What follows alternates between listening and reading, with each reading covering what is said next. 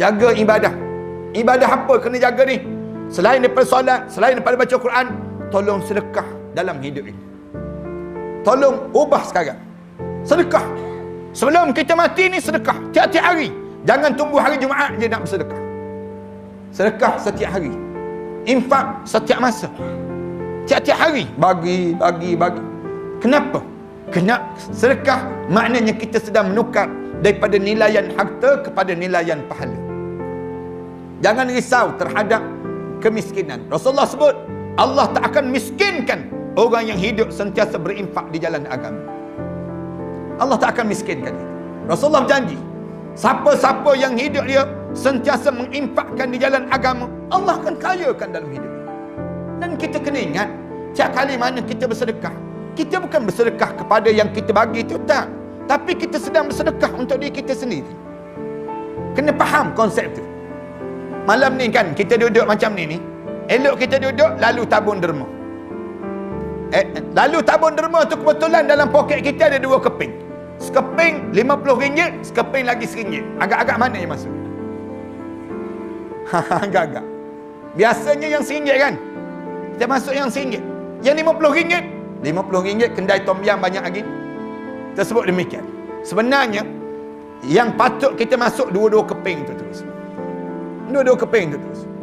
Yang kita masuk tu, yang kita berjumpa balik di akhirat nanti. Kita akan menyesal. Kenapa aku bagi RM1? Kenapa aku tak bagi RM50? Kenapa aku tak masukkan 2? Sebab yang kita sedekah, bukan kita sedekah pada tabung tu, tetapi yang kita sedekah untuk diri kita sendiri. Bangun di akhirat nanti, Allah gandakan, Allah banyakkan. Dan kita kena ingat, untung bukan untuk di akhirat je, Allah gandakan untuk dunia. Dunia pun Allah ganda. Fi kullu sumbulatin mi'atu habbah. Setiap cabang-cabang tu Allah sebut, masalul ladina yunfikuna fi sabilillahi amwalihim kamasali habbatin ambatat sab'a sana. Allah sebut setiap satu cabang bercambah menjadi 70 ada 100 lagi.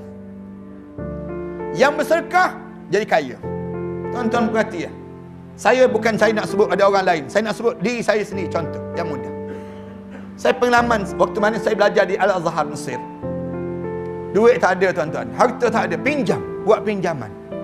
Tapi teringat guru sebut, kamu sedekah Allah akan mudahkan dalam hidup kamu. Bagi masuk dalam tabung derma tu menangis masuk. Masuk duit tu dalam tabung derma tu menangis. Bila masuk periksa, bila masuk dewan periksa, Allah tunjuk, nampak tulisan-tulisan, jawapan-jawapan. Sebiji Allah tunjuk. Jawab tu semua lulus. Alhamdulillah. Ini nak sebut, ini gambaran bagaimana besarnya nilai sedekah. Dan kita tak rasa susah dalam hidup. Saya semenjak balik daripada Azhar sampai hari ni, dalam sejarah hidup saya, kerja sedekah hanya sepanjang masa. Sedekah hanya infak masa saya, tenaga saya. Bukan saya nak bangga, tapi saya nak sebut pada ayah-ayah dan ibu-ibu, saya tak rasa susah dalam hidup saya. Alhamdulillah, Allah tak jadikan kesusahan dalam hidup saya. Kenapa dia? Kerana kuasa sedekah dalam hidup. Sedekah ni, kalau kita nampak kehebatan sedekah ni, ajaib sangat, pelik sangat. Ya Allah kurniakan daripada kekuatan sedekah.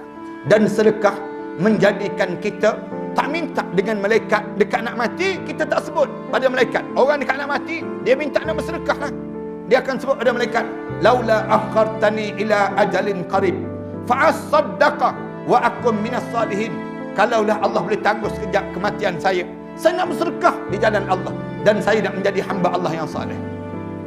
Malaikat jawab, wala yu'akhirallahu nafsan iza jaa ajaluha. Allah tak tangguh dah kehidupan kamu ni bila sampai masa. Jangan simpan. Orang kita ni ramai, orang tanya pada dia, simpan untuk apa? Dia jawab, simpan untuk bekalan hari tua, Ustaz. Siapa yang ajar suruh simpan untuk hari tua? Islam tak suruh pun kita simpan untuk hari tua. Dia jawab, KLSP, Ustaz. KLSP kan ajar simpanan bekalan untuk hari tua. Dia sebut demikian. Tak. Simpan bukan untuk hari tua. Simpan untuk ke syurga. Simpan untuk ke syurga. Yang ni kita kena faham pada diri kita. Simpan untuk ke syurga. Macam mana simpan untuk ke syurga? Tukar daripada nilaian simpanan kita, infak di jalan Allah.